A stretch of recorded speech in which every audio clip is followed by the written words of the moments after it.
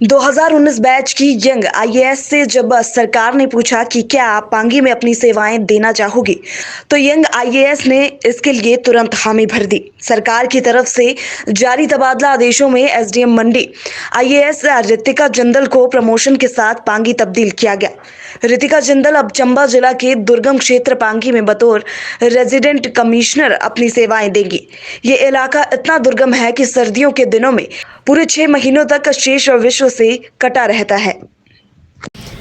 अभी मेरा प्रमोशन हुआ है। Currently I am posted as SDM Mandi. तो हमें सीनियर टाइम स्केल लग गया था जनवरी में। तो as an IAS officer it's almost 2 years as SDM. उसके बाद we are promoted to ADC rank. तो मेरा प्रमोशन हुआ है as resident commissioner Pangi, RC Pangi जो है वो प्रमोशन हुआ है। तो मुझसे पूछा गया था पर्सनल डिपार्टमेंट द्वारा सीनियर्स ने कि आपको पांगी भेजा जा रहा है, क्या आपको मंजूर है। तो फिर हमने बोला था कि नेचुरली अगर सीनियर्स को लगता है कि अगर मेरा काम वहाँ पे अच्छा रहेगा, अगर मेरा वहाँ पे यूज़फुलनेस रहेगी एज एन ऑफिसर, तो I would like to definitely go और एक अच्छा नया एक्सपोजर मिलेगा पांगी में। मैंने भी ऐसा सुना, वहाँ के लोगों ने बोला कि मैम आप फर्स्ट फीमेल आरसी पांगी होंगे जो कि पांगी में ही स्टेशन होकर अपनी सेवाएं देंगे and you will be almost I think one of the youngest RC Pangi. तो कोशिश तो मेरी यही रहेगी being from outside the state के पहले मैं एक बार एरिया एक्सप्लोर करूं, लोगों को जानूं, वहाँ का कल्चर समझूं, वहाँ की सिचुएशन को समझूं, वहाँ के सर्कमस्टेंस जो हैं उनको समझूं। जो दिक्कतें हैं वो लोगों से ही पता चलेंगी बिकॉज़ वो लोग वहाँ से कितने सालों से रह रहे हैं, उनको उस एरिया के बारे में मुझसे ज़्यादा पता होगा, उन प्रॉब्लम्स के बारे में भी पता होगा। इनफैक्ट लोगों के पास सॉल्यूशंस भी होते हैं। तो फीडबैक मैकेनिज़्म के थ्रू पहले मेरा काम यही रहेगा कि मैं लोगों से मुलाकात करूं, वहाँ के इश्यूज़ को समझूं और फिर उस हिसाब से हम अपनी प्रायोरिटीज़ सेट करें ताकि हम लोगों के लिए जो मैक्सिमम बेस्ट पॉसिबल एफर्ट्स में हम काम कर सकते हैं वो करें। जनरली जो मैंने देखा है एक ट्रेंड सरकारी कर्मचारियों में ये रहता है कि एवरीबडी वांट्स के उनकी जो पोस्टिंग है उनके घर के पास रहे एंड उनकी सुख सुविधाओं का उनको लगता है कि फैसिलिटीज़ का, बेसिक अमेनिटीज़ का ध्यान रहे।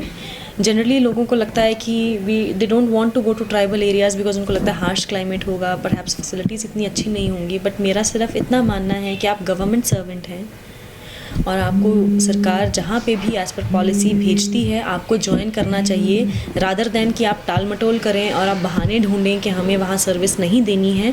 तो ऐसा नज़रिया जो है वो नहीं होना चाहिए बिकॉज़ सरकार के लिए तो सभी बराबर हैं। मंडी के लोग हुए, सोलन के लोग हुए, कांगड़ा के लोग हुए, पांगी या काजा के लोग हुए, सब एक बराबर हैं, वो हिमाचली ही हैं। तो हमें ऐसा कोई भेदभाव अपनी पोस्टिंग में नहीं करना चाहिए कि हमें उन लोगों को सर्व नहीं करना, हमें सिर्फ यही पोस्टिंग चाहिए।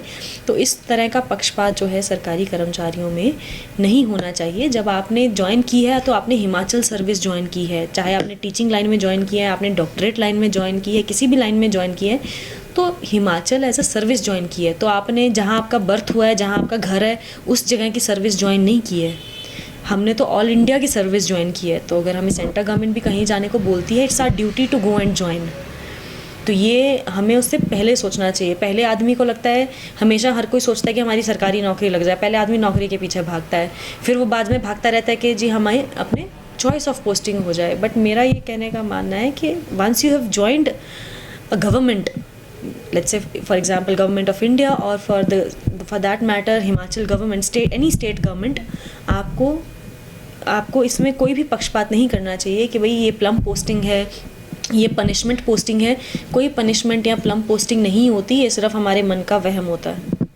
मंडी का टेन्योर बहुत ही अच्छा रहा। मंडी फील्स लाइक होम, छोटी काशी है और बहुत ही कल्चरली वाइब्रेंट, बहुत ही अच्छा, एक तरह से जैसे ज़िंदा दिल हम टाउन बोल सकते हैं वो है। और लोग बहुत ही वार्म कल्चर है यहाँ पे, एक तरह से एक्सपोजर रहा। यहाँ टीम और लोग सारे ऑफिसर्स बहुत ही एक अच्छे तरह से मुझे सीखने को मिला। डीसी सर से, एसपी मैम से, शालिनी अग्निहोत्री मैम थे, Arindam Chaudhary sir as DC. तो बहुत ही एक अच्छी टीम जो मुझे मिली यहाँ से, सभी से सीखने का मौका मिला। जब मैं तैयारी कर रही थी तो मेरे पिताजी को कैंसर हुआ था डिटेक्ट और तब उनका कैंसर का ट्रीटमेंट चल रहा था। जब मेरा एग्ज़ाम का रिज़ल्ट आया था तब भी मतलब for that 1 year my father was in the hospital and जब मेरी ट्रेनिंग चल रही थी मसूरी में, sadly both of my parents had passed away, दोनों की डेथ हो गई थी जब मेरी मसूरी में ही ट्रेनिंग चल रही थी। सो अप्स एंड डाउन्स काफ़ी रहे हैं लाइफ में, बट मेरा मानना यही है, जो कि मैंने अपने पेरेंट्स से सीखा, कि लाइफ में आप आगे बढ़ते रहें, चुनौतियाँ आती रहेंगी, but then we have to be really positive रहें, होपफुल रहें। तो इसीलिए जब आपने बोला कि पांगी में चुनौतियां हैं, तो मैंने कहा ऐसी चुनौतियां तो कोई प्रॉब्लम नहीं है, because these are very little things, because I have already seen a lot in life. One should be strong willed person, so that is what कि मैंने अपने माता पिता से मैंने ये लर्निंग ली है। तो they were very strong people, and I am trying कि हमारा फैमिली का ड्रीम था कि मैं एक IAS ऑफिसर बनूँ और एक अच्छी IAS ऑफिसर बनूं, ताकि लोगों की सेवा कर सकूं और लोगों का भला कर सकूं और इस देश का नाम रोशन कर सकूं। ऐसा मेरा पेरेंट्स का ड्रीम था, तो मैं कोशिश है कि मैं इसी तरफ कार्यरत रहूं।